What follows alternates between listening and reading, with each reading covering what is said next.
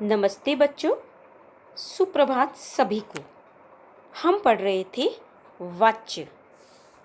वाच्य के 3 प्रकार होते हैं: कर्तरी, कर्म और भाववाच्य। कर्तरीवाच्य हमने कल की कक्षा में पढ़ा। अब हम पढ़ने जा रहे हैं कर्मवाच्य। तो आइए जानें। क्रिया के जिस रूपांतर से वाक्य में कर्म की प्रधानता का बोध हो उसे कर्मवाच्य कहते हैं। ध्यान देने योग्य महत्वपूर्ण बातें आइए जानें। कर्मवाच्य के अंतर्गत कर्ता की प्रमुखता ना होकर कर्म की प्रमुखता होती है। वाक्य में कर्म की प्रधानता होने पर क्रिया के लिंग, वचन एवं पुरुष कर्म के अनुसार ही होते हैं, अर्थात जब क्रिया का संबंध कर्म से हो तो वह वाक्य कर्मवाच्य होता है। मुख्य क्रिया सकर्मक ही होती है। आइए कुछ उदाहरणों द्वारा जानें। रीना द्वारा गीत गाया गया। रोगी को दवाई दे दी गई है। छात्र द्वारा पुस्तक पढ़ी जा रही है। इन वाक्यों में कर्म की प्रधानता है और क्रिया का रूप कर्म के आधार पर ही है।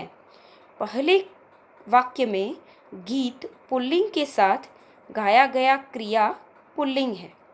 दूसरे वाक्य में दवाई स्त्रीलिंग व तीसरे वाक्य में पुस्तक स्त्रीलिंग के अनुसार ही क्रियाएं स्त्रीलिंग हैं। अतः स्पष्ट है कि जब क्रिया कर्म के अनुसार होती है तो कर्मवाच्य होता है। आगे हम पढ़ेंगे वाच्य का तीसरा भेद, भाववाच्य। तो आइए जानें। क्रिया के जिस रूपांतर से वाक्य में कर्ता या कर्म के बदले क्रिया या भाव की प्रधानता होती है उसे भाववाच्य कहते हैं। कुछ महत्वपूर्ण बातें इस प्रकार हैं। ऐसे वाक्यों में क्रिया के लिए लिंग, वचन तथा पुरुष भाव के अनुसार होते हैं।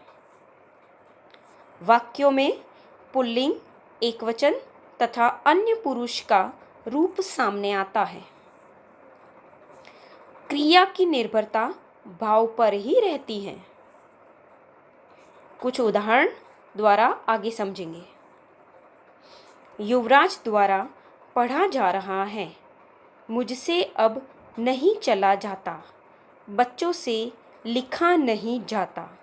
उपर्युक्त वाक्यों में कर्ता है, परंतु वाक्यों में क्रिया स्वयं प्रधान है। क्रिया निश्चित भाव पर निर्भर है। ऐसे वाक्य भाववाच्य होते हैं।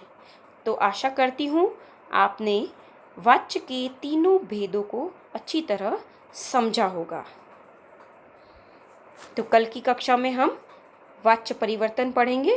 तब तक के लिए नमस्ते।